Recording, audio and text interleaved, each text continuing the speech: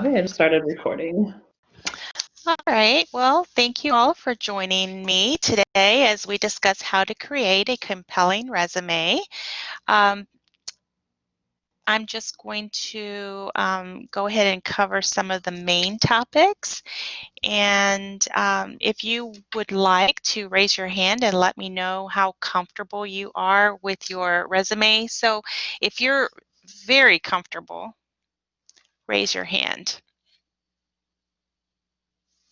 Like you are, it's perfect for you and there's no changes that need to be made.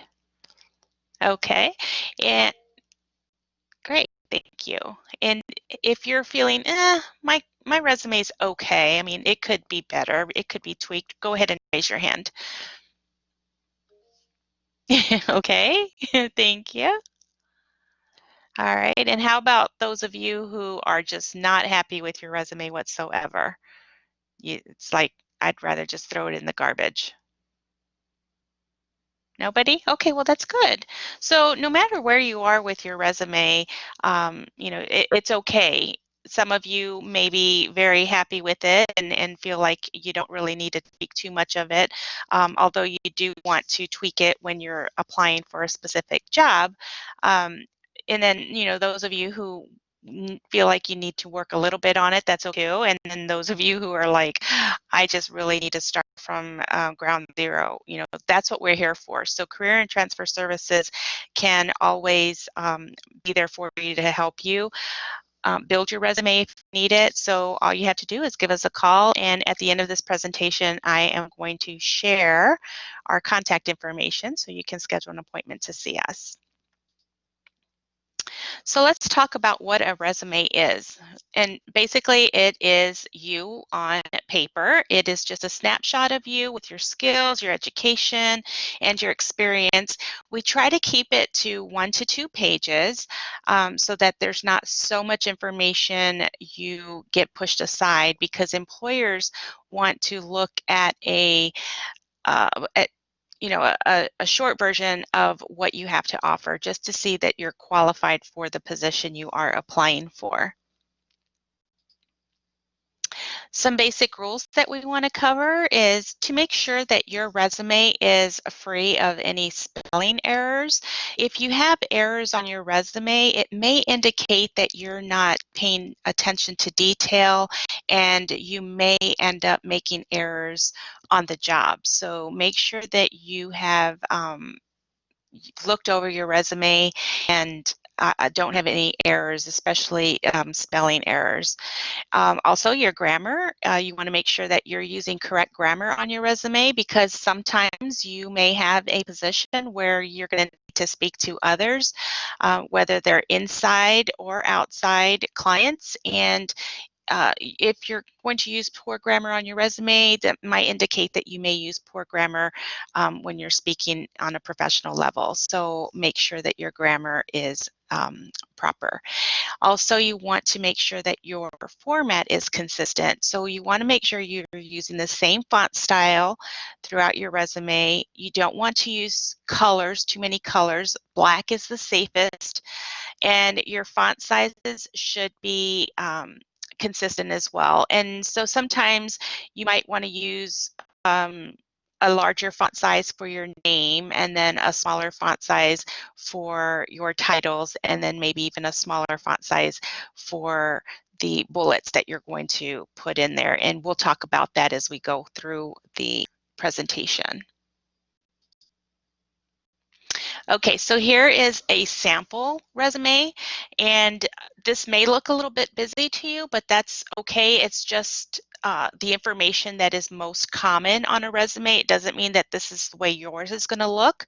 And again, the style is just one example. So the nice thing about resumes is you want to customize it to fit your style. I would not recommend using a template, and the only reason I recommend not using a template is because when you create your resume and then you need to go back and tweak it like we talked about earlier, sometimes there's tables in there, or something that you need to tweak, and it's harder to go back and make those edits. So it's best if you use maybe you can use Canva. Canva works really well if you want to um, create a document and then work back on that when you need to go tweak it.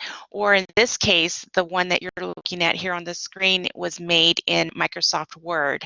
And it's not a template. We just added those lines, and you can always edit those lines as well. So it makes it a lot easier when you go back to edit your document.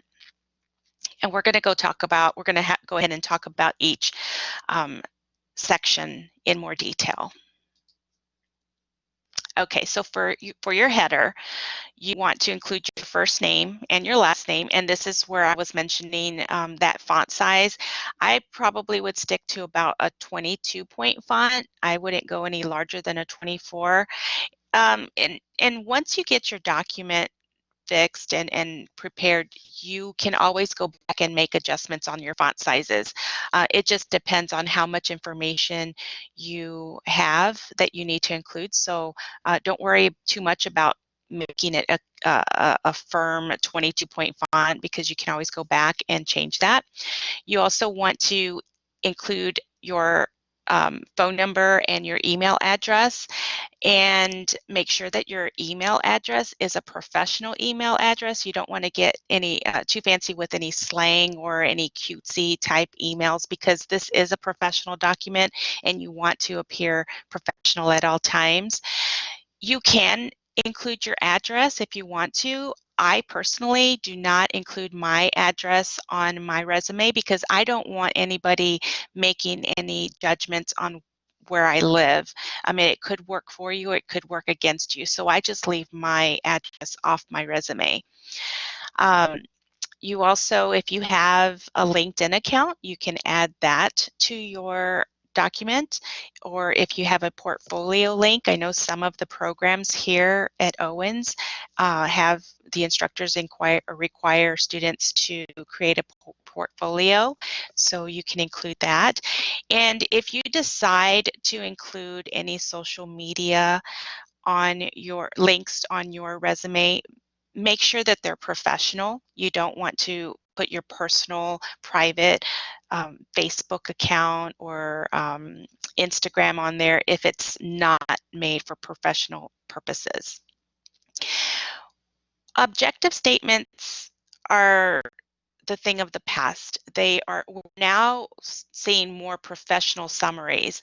So if you decide to put an objective statement on there, make sure that it's tailored to the actual position that you are applying for. Again, we are not seeing so many objective statements on resumes anymore. We're seeing professional summaries. And what professional summaries are 2 to 3 sentence statements of what it's like your 30-second elevator speech or your pitch. You hear it both ways. It's a pitch or a speech of who you are and what you have to offer. Remember that you don't want to make it about you. You want to make it about what you have to offer that company. Okay, so your education will probably be the next section on your resume.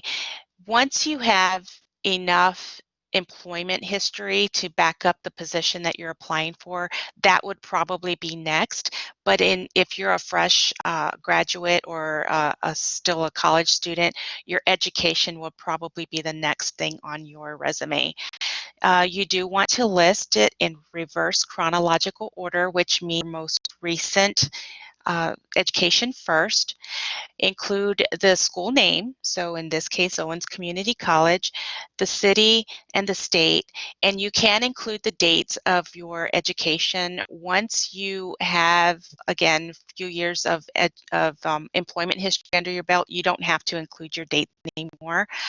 You want to definitely include the name of the degree, and if you have a GPA of a 3.5 or higher, and you're a recent graduate, you can include that.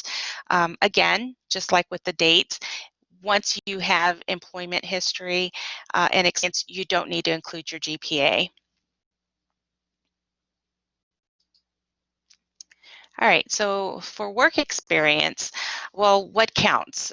We've got full-time jobs, part-time jobs, any self-employment. You can add your internships here, practicum experience, any clinical experience that you have. So basically, all experience is good experience. You just want to make sure that it's relevant to the position you are applying for. Sometimes um, you may not have as much experience for a position that you're applying for because you are a recent graduate, so your college experience is going to hold that for you. So be very careful if, let's say, you're applying for an accounting job and all of your work experience is in childcare or retail experience. That's okay. And we're going to talk about how to word your bullets when we talk about that in just a minute.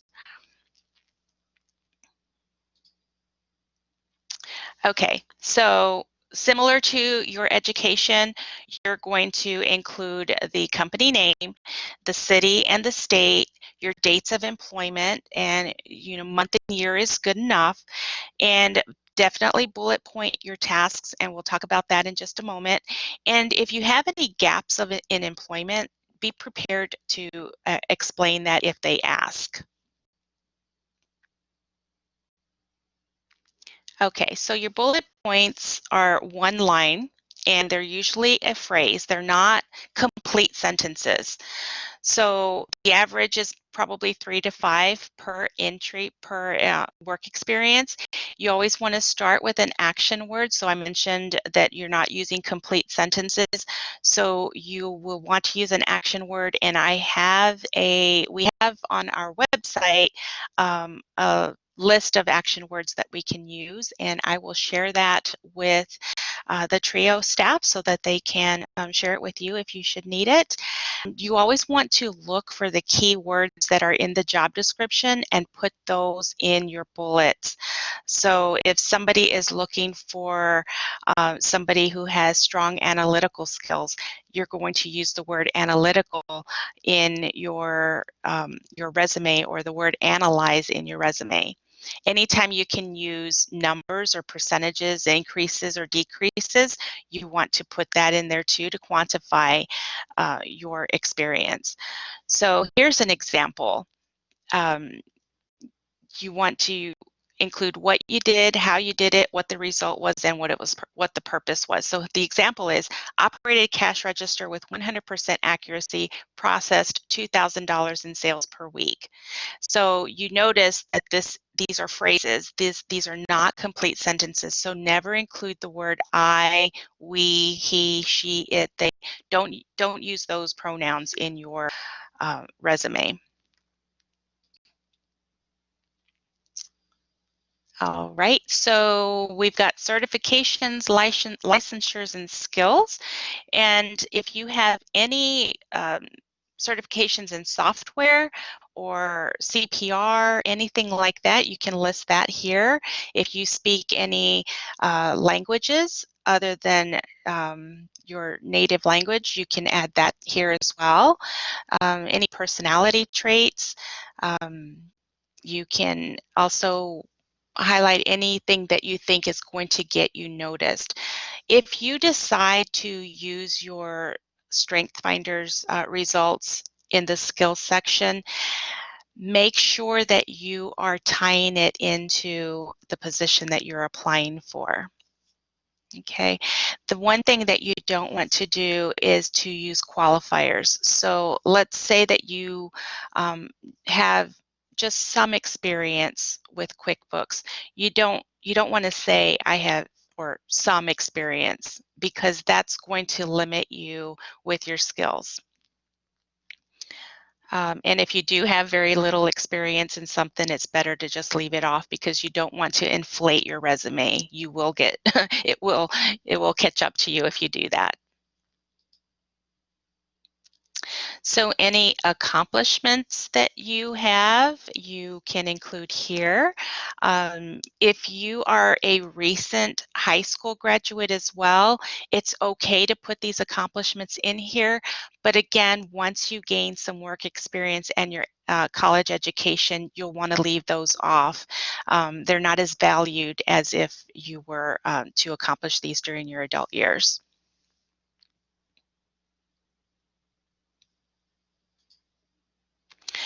All right, so you definitely want to get some practice for, the resume is only going to get you that interview. So once you have that interview scheduled, you want to practice those interview skills.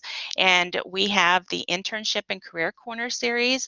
We have a few more dates left this fall semester. So these are the dates here. We have one coming up on Wednesday, the 28th. Then we've got November 4th, November 19th, and December 2nd. You can go to owens.edu/career/career hyphen corner hyphen apt to schedule an appointment with us, and you will get an instant, or not an instant, but you will get a reply to confirm your appointment pretty quickly.